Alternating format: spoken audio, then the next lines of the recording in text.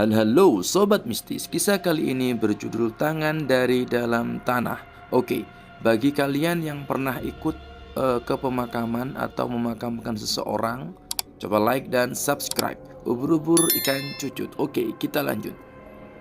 Malam mulai menyelimuti kawasan Gunung Lawu saat Adi dan ketiga temannya, yakni Budi, Rina, dan Siska, tiba di sebuah tanah lapang yang cukup luas untuk mendirikan tenda. Perjalanan panjang yang mereka tempuh melelahkan, namun pemandangan alam yang menakjubkan membuat mereka sangat bersemangat dan sangat energik. Mereka adalah sekelompok pendaki yang sering menjelajah gunung, jadi mereka sudah bisa dikatakan sangat berpengalaman. Tapi malam ini akan menjadi pengalaman yang tak terlupakan buat mereka. Bukan karena keindahan alamnya, melainkan karena sesuatu yang mengerikan sedang menanti mereka. Penasaran? Oke, kita lanjut. Tempat ini cocok buat kita ngecamp. Yuk, kita di sini yuk. Bikin tenda di sini, kita bikin api unggun dan kita masak dulu, ujar Budi sambil menurunkan ranselnya. Kita harus segera pasang tenda sebelum makin gelap, Andi menambahi omongan dari Budi, yang memang paling berpengalaman di antara mereka. Tanpa banyak bicara, mereka mulai bekerja sesuai dengan perintah atau instruksi dari Budi. Siska dan Rina menyiapkan peralatan makan, sementara Adi dan Budi menggali tanah untuk menancapkan pasak tenda lebih dalam agar lebih stabil. Saat itulah skop yang diayunkan Adi mengenai sesuatu yang lunak. Oh, coba apa? Tebak, komen. Kenapa tanahnya kayak lembek gini? Gumam Adi, sedikit penasaran dengan apa yang dia temukan. Dia menggali lebih dalam dan yang muncul dari dalam tanah membuat darahnya membeku. Sebuah tangan manusia dengan kulitnya yang membusuk dan baunya sangat luar biasa menyengat, kukunya panjang dan kotor, dan yang paling mengerikan adalah jari-jarinya masih bergerak seolah-olah masih hidup. Sejenak Adi terdiam. Otaknya mencoba mencerna apa yang baru saja dilihatnya. Budi, ini Bud, coba lihat sini, timpal Adi. Budi berada di dekatnya ikut melihat ke dalam lubang. Mata mereka membelalak ketakutan. Wajah mereka, ekspresi mereka tidak bisa berbohong. Astaga, itu tangan manusia, Di, kata Budi kepada Adi. Mereka berdua lompat mundur. Napas mereka tersengal. Karena apa? Karena saking tak kagetnya. Jantung mereka berdebar sangat kencang. Sementara tangan itu perlahan merayap keluar dari tanah, seperti sedang berusaha menggali dirinya sendiri. Mendengar teriakan Adi dan Budi, Rina dan Siska berlari mendekati mereka. Hei, ada apa? Rina bertanya pada mereka dengan nada agak khawatir dan bertanya-tanya. Adi menunjuk ke lubang yang baru saja ia gali. Tangan itu masih bergerak-gerak, kini semakin keluar dari tanah. Dari dalam kegelapan lubang muncul bau anyir yang sangat menyengat, seperti daging busuk bercampur lumpur basah. Siska langsung menutup mulutnya dan berusaha menahan mual yang sedari tadi dia tahan. Kita harus pergi dari sini, suara Siska sambil gemetar ketakutan. Namun sebelum mereka bisa beranjak pergi, sesuatu yang lebih mengerikan terjadi. Tanah di sekitar lubang mereka atau di sekitar tempat mereka berdiri akhirnya mulai muncul atau mulai bergerak-gerak, mulai bergetar, dan suara lirih menggema di udara melalui celah-celah pepohonan. Kalian mengganggu tidurku. Suara itu tidak cukup satu kali, beberapa kali. Kalian mengganggu tidurku. Dan terus berulang-ulang sampai beberapa kali. Kalian mengganggu tidurku, dan seperti orang banyak yang ngomong. Seketika angin dingin berhembus sangat kencang. Pepohonan di sekitar mereka berderak atau bergerak-gerak.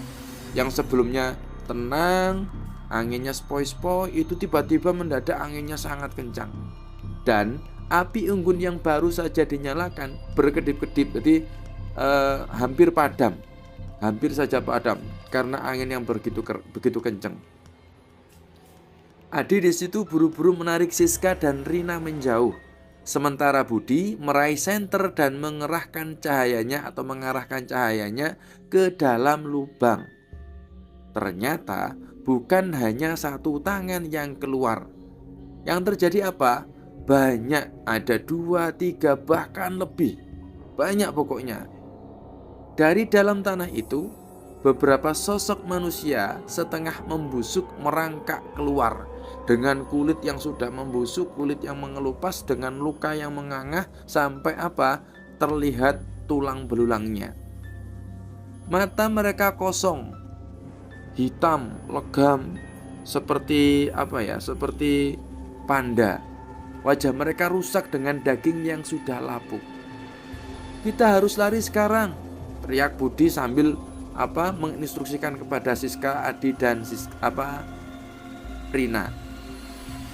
Tanpa pikir panjang, mereka berlari meninggalkan tempat itu, menerobos hutan yang gelap pada waktu itu.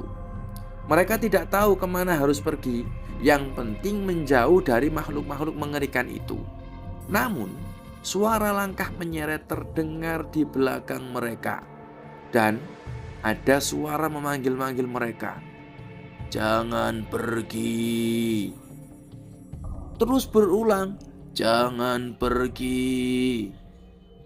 Mereka seperti dipanggil, jangan pergi. Rina menoleh sekilas dan menjerit sekuat tenaga. Astaga, mereka mengejar kita. Ayo cepat, ayo cepat. Begitu kata Rina. Salah satu dari sosok itu yakni seorang wanita berambut panjang yang sudah tercabik-cabik, bergerak lebih cepat daripada yang lainnya. Wajahnya benar-benar rusak sampai tulang belulangnya ini hampir kelihatan. Dari mulutnya keluar suara erangan yang membuat bulu kuduk merinding.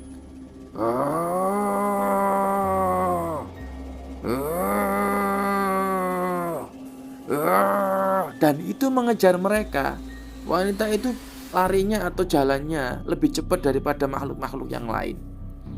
Mereka berempat terus berlari, namun semakin dalam mereka masuk ke dalam hutan, semakin terasa bahwa jalan yang mereka lalui seperti berputar-putar saja. Yang dirasa dari tadi mereka sudah berlari sangat jauh, tapi yang terjadi mereka seolah-olah hanya berputar-putar di tempat itu saja. Seolah-olah hutan ini tidak ingin melepaskan mereka. Kita harus cari jalan keluar, kata Adi dengan nafas masih terengah-engah dan terbata-bata karena kecapean lari. Namun, saat mereka berpikir bahwa mereka akan selamat, Rina tiba-tiba tersandung dan jatuh. Saat Adi mencoba membantunya berdiri, ia melihat sesuatu yang membuatnya hampir kehilangan akal sehatnya. Hampir hampir gila. Di tanah tempat Rina jatuh terdapat batu nisan kuno yang tertutup lumut, yang mungkin orang awam itu nggak kelihatan. Bahkan mungkin di siang hari pun tidak akan kelihatan. Dan di sekeliling mereka kini terlihat puluhan nisan lain yang muncul dari dalam tanah. Mereka ternyata berada di pemakaman tua. Seketika sosok-sosok yang membusuk itu semakin mendekat. Dan apa yang terjadi? Mereka semakin dekat ke arah Siska, Budi, Adi, dan Rina. Dan mereka berkata, "Kenapa kalian membangunkan kami?" Tidak hanya itu saja, banyak, semuanya ngomong seperti itu. "Kami terganggu. Kenapa kalian membangunkan kami? Kenapa kalian mengganggu tidur kami?" Banyak, mereka semuanya seolah-olah menggumam satu sama lain antara makhluk itu. Di tengah kepanikan mereka, sebuah sosok tua muncul dari balik pepohonan. Dia mengenakan jubah hitam, matanya tajam menatap ke arah mereka. Kalian telah mengusik arwah yang tidak bisa beristirahat, kata orang tua itu dengan suara yang sangat berat. Dia ulangi lagi, kalian telah mengusik arwah yang tidak bisa beristirahat. Dan diulangi lagi sampai yang ketiga kalinya, kalian telah mengusik arwah yang tidak bisa beristirahat. Orang tua itu ngomong seperti itu. Adi yang masih gemetar ketakutan bertanya kepada orang tua itu, siapa mereka? Suaranya ketakutan terbata-bata seperti gagap. Orang tua itu menarik nafas panjang sebelum menjawab. Mereka adalah korban pembantaian. Puluhan tahun lalu ada sekelompok orang yang menghilang di gunung ini. Mereka dibunuh dan dikubur tanpa nama. Hingga kini arwah mereka masih terjebak di sini. Tak bisa tenang karena kematian mereka tak pernah terungkap. Dan pemakaman mereka belum sempurna. Budi akhirnya menelan ludah mendengar perkataan kakek tua itu. Merasa ngeri dengan cerita itu, Budi bilang gini, jadi kita telah membangunkan mereka. Maaf ya kek, maafkan kami tidak tahu. Orang tua itu mengangguk dan bilang gini, mereka hanya ingin keadilan. Mereka ingin ditemukan. Bantulah mereka. Adi memandang ke arah sosok-sosok itu dan kini mereka tidak lagi terlihat sejahat tadi. Wajah-wajah mereka penuh penderitaan, bukan kemarahan. Jadi mereka itu seharusnya ditolong. Tapi karena selama ini mungkin karena tidak ada yang menemukan mereka dan tidak tahu siapa yang membantai mereka, dan akhirnya mungkin mayat mereka tidak bisa dimakamkan secara sempurna dan akhirnya arwah mereka penasaran sampai sekarang. Siska menggigit bibirnya sambil bilang gini, lalu apa yang harus kita lakukan? Tanya Siska kepada orang tua itu. Dan orang tua itu atau kakek-kakek itu menatap mereka dalam-dalam sambil ngomong gini, kalian harus menceritakan tentang mereka kepada orang-orang di luar sana. Biarkan dunia ini tahu bahwa mereka itu ada. Jika tidak, mereka akan terus menghantui siapa saja yang datang ke tempat ini. Bantulah mereka. Mereka harus dimakamkan secara layak. Minta bantuan kepada teman-teman kalian yang di bawah sana, biar mereka bisa dimakamkan dengan layak, dengan sempurna, sehingga arwah mereka tidak menjadi arwah gentayangan lagi. Mereka akhirnya meninggalkan tempat itu keesokan paginya. Setelah menandai lokasi dengan batu sebagai tanda bahwa di sana ada jasad-jasad yang belum ditemukan, beberapa bulan kemudian Adi dan teman-temannya melaporkan kejadian itu ke pihak yang berwenang sesuai dengan perintah kakek itu. Setelah menyelidiki panjang, ditemukan beberapa jasad yang terkubur di lokasi tersebut. Kasus yang selama ini tersembunyi akhirnya terungkap, dan para korban akhirnya dimakamkan secara layak. Sejak saat itu, tidak ada lagi laporan pendaki yang mengalami gangguan di tempat-tempat tersebut. Seolah-olah arwah-arwah itu kini telah menemukan kedamaian mereka. Namun, bagi Adi dan teman-temannya, malam itu akan selalu menghantui mereka. Mereka yang telah melihat sendiri betapa nyawa yang mati dan dengan tidak tenang akan selalu mencari cara untuk meminta keadilan. Ketika mereka akan pergi atau turun lagi dari gunung-gunung itu, mereka melihat bayangan sosok-sosok yang tersenyum kepada mereka banyak sekali. Mereka tersenyum dan sambil melambaikan tangan. Mungkin itu adalah perwujudan ucapan terima kasih arwah-arwah itu kepada mereka yang sudah membantunya. Nah, apa yang bisa kita ambil? Mungkin jangan pernah mengusik ketenangan arwah yang belum mendapatkan keadilan. Setiap nyawa yang direnggut dengan tidak wajar akan selalu mencari cara untuk ditemukan.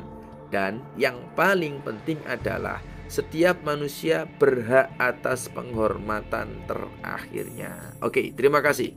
Terima kasih sekali bagi teman-teman yang sudah menyaksikan video ini sampai akhir. Dan sekali lagi jangan lupa like dan subscribe serta berikan komen-komen yang positif kepada kami biar kami semakin semangat lagi dalam membuat konten-konten atau video-video selanjutnya. Serta tekan tanda lonceng agar kalian menjadi penonton pertama video-video terbaru kami. Oke, sekian, terima kasih. See you next time.